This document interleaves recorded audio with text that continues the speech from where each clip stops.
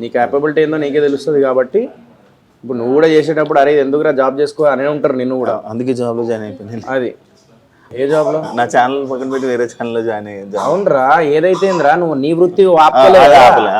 వృత్తి అనేది నేను వృత్తి ఆపుకోలే కదా. అర్థమైందిలే, నేను ఏదో చెప్పా. అదేలే, నువ్వు జాబ్ లో జాయిన్ అయినావు, గోల్డ్ రింగ్లు కొన్నావు, డైమండ్ రింగ్లు కొన్నావు, 2 సంపాదిస్తున్నావు. ఐ డ్రీమ్ లో బాగా శాలరీ 3.5-4 లక్షలు ఇస్తున్నారు జీతం అని చెప్పి నెలకు 4 లక్షలు 3 లక్షలు సంపాదిస్తున్నావు అంటే నువ్వు గ్రేటర్ రా నిజంగా. నువ్వు హ్యాట్స్ ఆఫ్ టు యూ నిజంగా. So happy for you. అలాగే 1 లక్ష నెలకి ఫండ్స్ ఇవ్వాలా? నెలకు ఒక మీ యూట్యూబ్ సబ్స్క్రైబర్స్ కి ఇవ్వు. ఇన్ని రోజులు నీ మీద నమ్మకం పెట్టుగా సబ్స్క్రైబ్ చేసుకున్నారు, వాళ్ళకి ఇచ్చేసి ఏదన్నా అయిపోయిందా?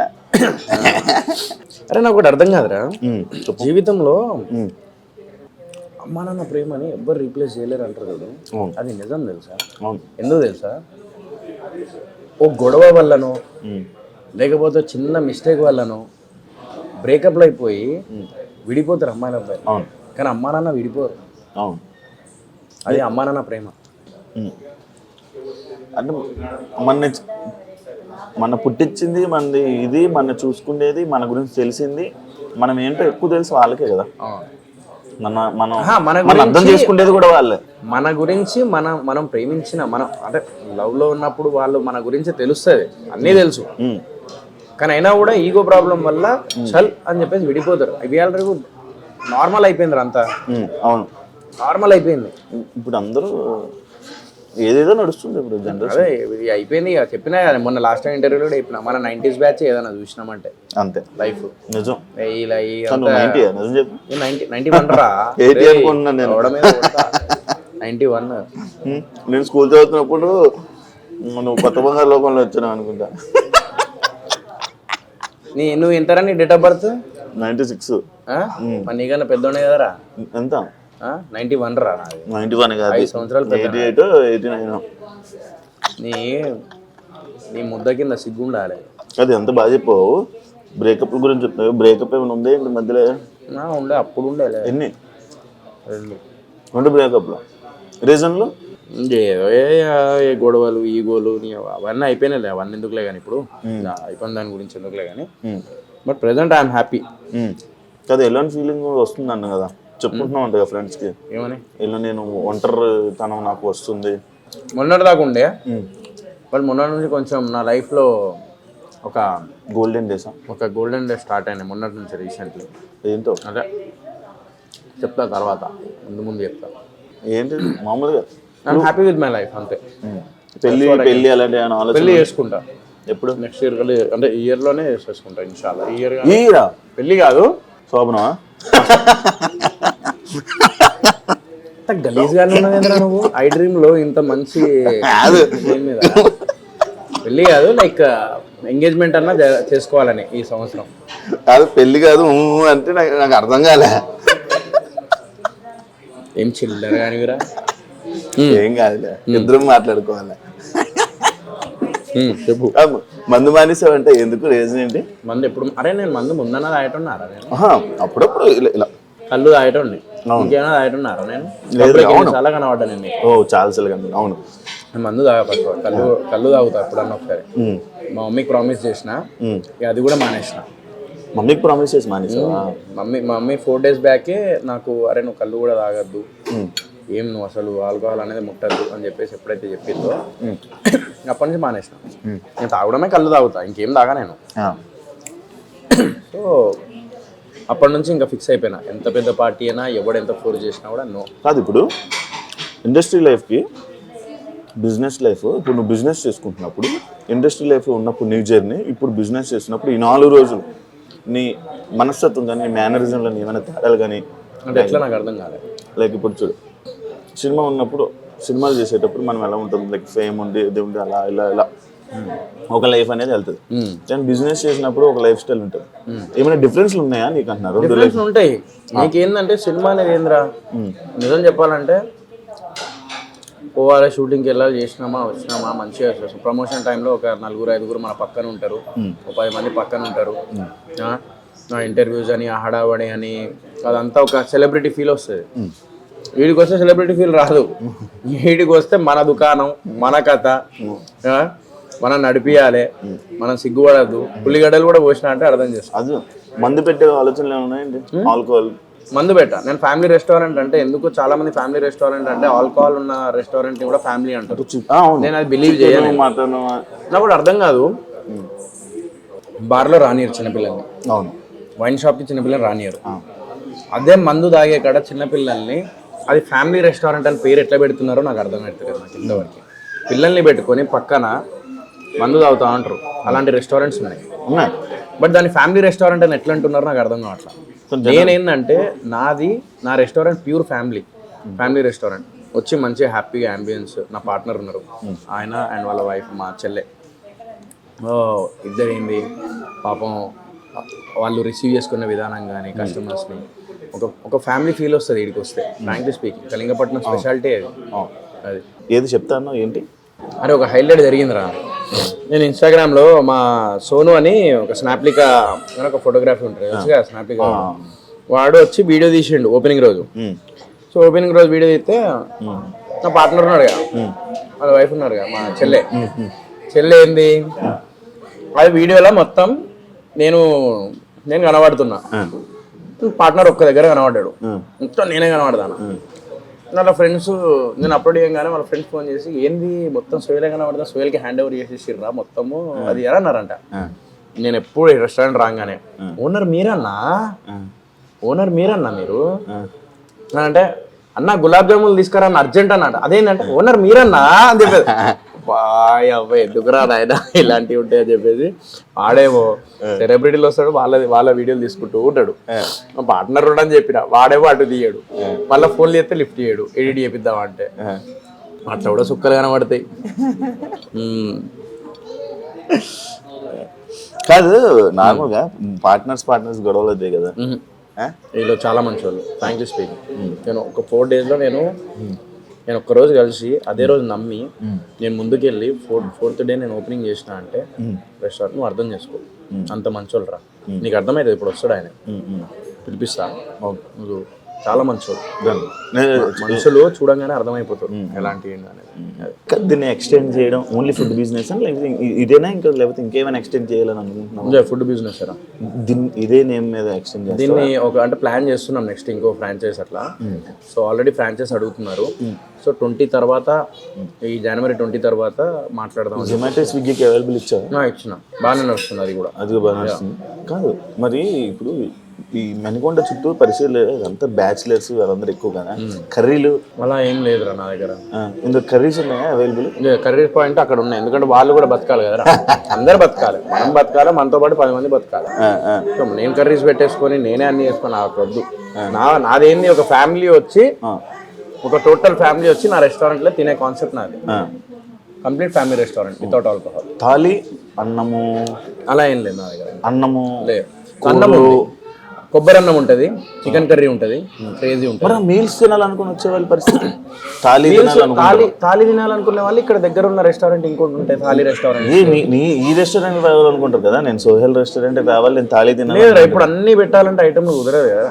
మా దగ్గర స్పెషల్ ఏంటి కదా, దానికి కూర్చోడానికి ఇది ఉంది, రెస్టారెంట్ చైర్స్ ఉన్నాయి, కిచెన్ ఉంది. అట్లుండదురా. ఇప్పుడు ఏదో నువ్వు వెళ్ళి నువ్వు ఇప్పుడు నవాబ్ హోటల్కి పోయి నాకు పప్పన్నం కావాలంటే దొరకదు. ఓకే, ఇప్పుడు మన దగ్గర ఏంది, నీకు వెజ్లో కావాలంటే గుత్తంకాయ బిర్యానీ ఉంది నా దగ్గర. బిర్యానీ ఫేమస్. పులావ్స్ కాదు, బిర్యానీ మొత్తం బిర్యానీ కాదు. నాకు డౌట్, చికెన్ ఉంటేనే బిర్యానీ లేదు, మిగతా అంతా పులావులని ఫైట్ చేశారు నాతో కొంతమంది. దానికి ఇప్పుడు నాకు సరైన పాయింట్, వెజ్ పన్నీర్ అవని, మష్రూమ్ అవని, వంకాయ అవని, ఏది ఉన్నా అది పులావ్. చికెన్ ఉంటేనే బిర్యానీ. పులావ్ ఏం తెలుసా, ప్రాపర్ పులావ్ తహారీ అంటారు యాక్చువల్లీ. తహారీ అంటే మా దాంట్లో చెప్తున్నా. తహారీకి బిర్యానీకి డిఫరెన్స్ ఏంటంటే బిర్యానీ మసాలా రైస్ సపరేట్ ఉంటుంది, నార్మల్ రైస్ సపరేట్ ఉంటుంది. When it comes to tahari మొత్తం ఒకటే దాంట్లో మిక్సప్ అయి ఉంటుంది మసాలా. సో పులావ్ కూడా చూసుకో, బిర్యానీలో లోపల నీకు మసాలాది ఇది వస్తుంది, పైన నీకు కొంచెం ఆ రైస్ బగారా రైస్ లాగా వస్తుంది, పైన నార్మల్ రైస్. ఆ రెండు మిక్స్ చేస్తే మసాలా లాగా నీకు టేస్ట్ వస్తుంది. పులావ్లో ఏంటంటే ఆల్రెడీ మొత్తం మసాలా మిక్సప్ అయి ఉంటుంది. దానికి ఒక సపరేట్ పులావ్స్లో కూడా నీకు చాలా రకాలు ఉంటాయిరా. కొంతమంది ఇప్పుడు ఆంధ్రాలో పులావ్ వేరే చేస్తారు, తెలంగాణలో పులావ్ వేరే చేస్తారు. పులావ్కి దీనికి డిఫరెన్స్ ఏంటంటే దీనికి వైట్ రైస్ అండ్ ఆ white rice in the sense కొంచెం బగారా రైస్ అండ్ కొంచెం బిర్యానీ ఫ్లేవర్ మసాలా ఈ రెండు కలిపితే బిర్యానీ రా. పులావ్ వచ్చేసి ఏంటంటే నీకు బేసికలీ మొత్తం నీకు ఒకటే దాంట్లో మొత్తం నీకు మిక్సప్ అయి ఉంటుంది, ప్లస్ దానికి సపరేట్ టేస్ట్ అది. సో వెజ్ బిర్యానీ కూడా ఉంటుంది, వెజ్ పులావ్ కూడా ఉంటుంది. Veg pulao is different and veg biryani is different. బిర్యానీలో అదే నువ్వు మసాలా ఏదైతుందో అందులో నీకు పన్నీర్, క్యారెట్, నీకు బీన్స్ అవి ఇవి మిక్సప్ అయింది నీకు అది బిర్యానీ. పులావ్లో కూడా అంతే, నీకు చికెన్ పులావ్, మటన్ పులావ్ ఏదైతే ఉంటుందో పులావ్ ఈజ్ నథింగ్ బట్ మొత్తం మిక్సప్ అవుతుందిరా మసాలా. అది కాదు, మొన్న యూఎస్ఏ ఏదో ప్రాజెక్ట్ చేశారు కదా, ఏమైంది? 50% అయింది. ఇప్పుడు ఇక్కడనే ఇండియాలో ఇప్పుడు మళ్ళీ కొంచెం షూట్ ఉన్నది, అది చేసేస్తే ఇంకా యూఎస్లో ఒక 10 days షూట్ చేసేస్తే అది అయిపోతుంది. అదో డిఫరెంట్ జోనర్ అది. దీనివల్ల అది ఇబ్బంది అవ్వదా? ఏమవ్వదు, గడ్డం అందుకే కదా పెంచేది.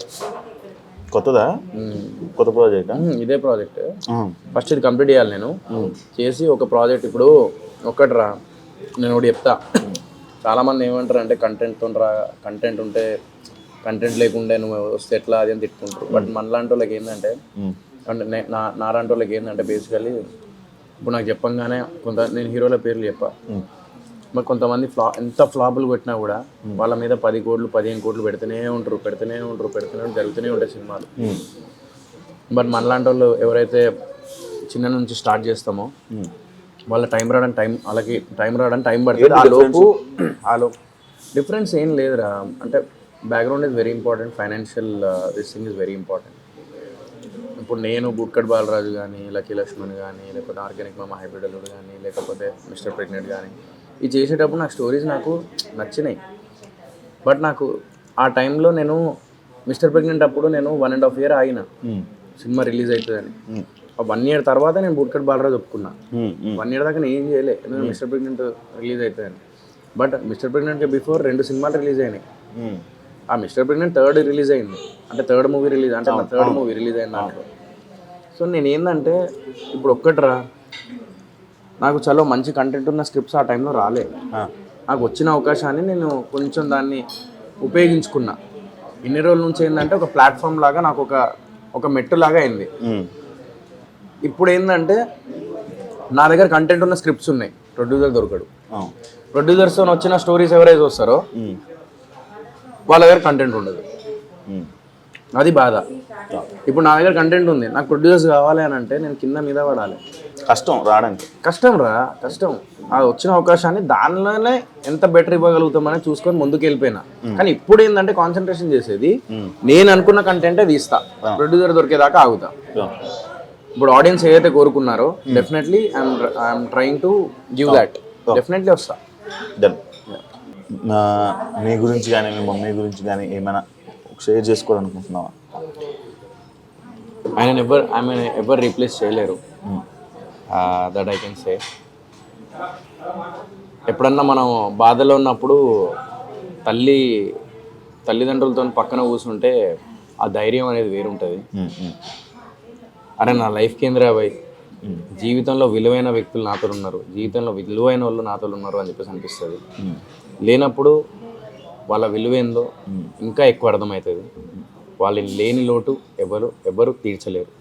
ఇది ఒక్కటి మాత్రం మా అమ్మ ప్రేమ ఎప్పటికీ నాతో ఉంటుంది. ఐ డోంట్ నో ఆవిడ బ్లెస్సింగ్ ఏనేమో, ఇది తెలియకుండా ఇంత మంచి రెస్టారెంట్, ఇంత మంచి పార్ట్నర్, ఇదంతా నాకు దొరికిరు.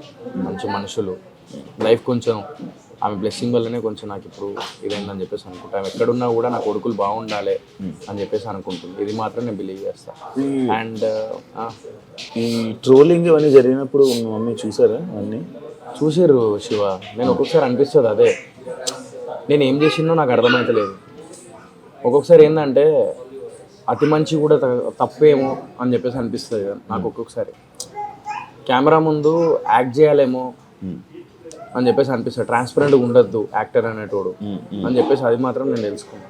ట్రాన్స్పరెంట్గా ఉన్నప్పుడు నేను చాలా ఇదైనా శివ. నేను ఒక విషయం చెప్తా, నేను ఇందాకే చెప్పిన, ఎవరో నాకు సినిమా చేస్తామని చెప్పేసి డబ్బులు పెట్టి ఇంకో మెయిన్ ప్రొడ్యూసర్ ఆయనకి ఏదో ఇబ్బంది అయిపోయి ఆయన ఆగిపోయి తర్వాత నేను చలో ఆయన ఇబ్బంది పడకూడదు, నన్ను నమ్మి వచ్చినోడు, ఆయన ఎవరో వ్యక్తి, నాకు తెలియని వ్యక్తి వచ్చి నాకు డబ్బులు పెట్టినది, నేను డబ్బులు పెట్టడం వల్ల నేను ఎంతో కష్టపడ్డా సినిమాకి, కంప్లీట్ చేయడానికి ఎంతో కష్టపడ్డా, ఒక షార్ట్ ఫిల్మ్ చేయడానికి కింద మీద అవుతుంది. అలాంటిది అంతమంది టెక్నీషియన్స్ని పెట్టి నేను సినిమా చేసిన. సరే మేబీ స్క్రిప్ట్ రాంగ్ అవ్వచ్చు, లేకుంటే ఏదైనా అవ్వచ్చు, కానీ కష్టానికి అట్లీస్ట్ విలువ ఇస్తే బాగుండేదేమో అని చెప్పేసి అనిపిస్తుంది. ఆ టైంలో మా మమ్మీ డాడీ ఎప్పుడు ఇంట్లో కూర్చున్నప్పుడు ఏం చేస్తారు, వాళ్ళు యూట్యూబ్ ఆన్ చేసుకొని కూర్చుంటారు. ఆ సజెషన్లో యూట్యూబ్లో ఇట్లా ట్రోలింగ్ది వచ్చినప్పుడు చాలా బాధపడ్డారు. మనం చేసిన తప్పు కూడా కాదు, నేను బయటికి వచ్చి చూడండి అన్న అని చెప్పేసి అనుకున్నాను. అంతెందుకు సెల్ఫీ తీసుకునేటప్పుడు కూడా చాలామంది సెల్ఫీ నేను అందరికి ఇచ్చిన. మొన్న వైజాగ్ పోయి ఉండే రీసెంట్లీ, సెల్ఫీ తీసుకొని వాడు తాగొచ్చి వాడు కూడా అన్న నేను కూడా చెప్తాను అన్నట్టు, ఏంటిదంటే చూడండి అన్న అది ఇది అని అంటాడు. అంటే వాడు సెల్ఫీ అట్లా కూడా నేను అవమానంగా నేను కొన్ని జరుగుతున్నాయి నా లైఫ్లో, ఇంకా still it is haunting me. But definitely మా అమ్మ బ్లెస్సింగ్తో definitely I will come back with big bang 100%. నేను అంత ఈజీగా వదిలిపెట్టా.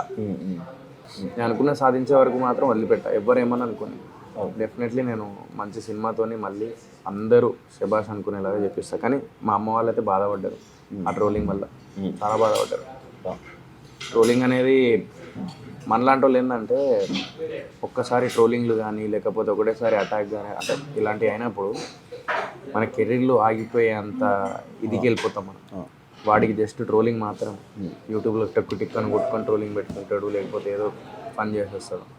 బట్ అది మన జీవితం, అది మన మీద ఎంతోమంది ఆధారపడి ఉంటారు. ఇవన్నీ చెప్పిన వాళ్ళు మరి మొన్న నేను రీసెంట్లీ చెప్పకూడదు కానీ మొన్న రీసెంట్లీ ఒక చిన్న బాబు ప్యాంక్రియాస్తో ఇదైనప్పుడు 4 లక్షల వరకు నేను అడ్జస్ట్ చేసి నా దగ్గర నుంచి 1 లక్ష, మిగతా దగ్గర నుంచి ఒక హర్ష సాయి పాపం 1 లక్ష రూపాయలు ఇచ్చిండు. ఇంకొక 2 లక్షలు అటు వాళ్ళని వీళ్ళని నా ఫ్రెండ్స్ గ్యాంగ్ అందరిని తీసుకొని నేను వెళ్ళి ప్యాంక్రియాస్ అది ఒక చాలా సీరియస్ ఉంటే లోపల కడుపులో 2 years బాబు, చిన్న బాబు. మరి అవన్నీ ఎందుకు దాన్ని వైరల్ చేయరు, దాన్ని ఎందుకు కన్సిడర్ చేయరు? ఓన్లీ చూడండి అన్న అని చెప్పి థియేటర్ నుంచి బయటికి వచ్చిన సోయల్ మాత్రమే కనబడతాడు మీ అందరికీ. బట్ ఇలాంటి సోయల్ ఎందుకు కనబడాడు అంటే ఎందుకు చెప్పుకుంటున్నానంటే ఈరోజు నేను ఈ విషయం, మనిషికి మంచి అనేది గడప బయటికి కూడా పోకుండా చేస్తారు, కానీ చెడు అనేది ప్రపంచానికి తెలియజేసేలా చేస్తారు. అందుకే అంటారు 100 మంచి పనులు 99 మంచి పనులు చేసి వాళ్ళు ఒక్క చెడ్డ పని చేస్తే ఆ చెడ్డ పని గురించే మాట్లాడతారు మనిషి. వాస్తవం. నేను ఏం పాపం చేసినా నాకు ఇప్పటికీ అర్థం కాదు శివ. బయటికి వచ్చి నేను డబ్బులు పెట్టినా నా వేదన్నది నాకు అరే వెళ్ళండి కొంచెం, నాకు అరే కష్టపడి ఎదుగుతున్నా కదా అని చెప్పేసి ఆ ఉద్దేశంలో నేను అడిగిన తప్ప నేను ఇంకా వేరే ఉద్దేశంలో నేను అడగలే ఆ రోజు. సరే అయిపోయింది, గత అయిపోయింది, దాని గురించి మాట్లాడాలని లేదు. బట్ డెఫినెట్లీ మా అమ్మ లాస్ట్ మూమెంట్లో మాత్రం చాలా బాధపడ్డది ఆ విషయంలో. Definitely I will prove that, కొడతా ఏదో రోజు గట్టిగా. ప్రయత్నం అనేది మాత్రం నేను ఎవడేమనుకున్నా కూడా.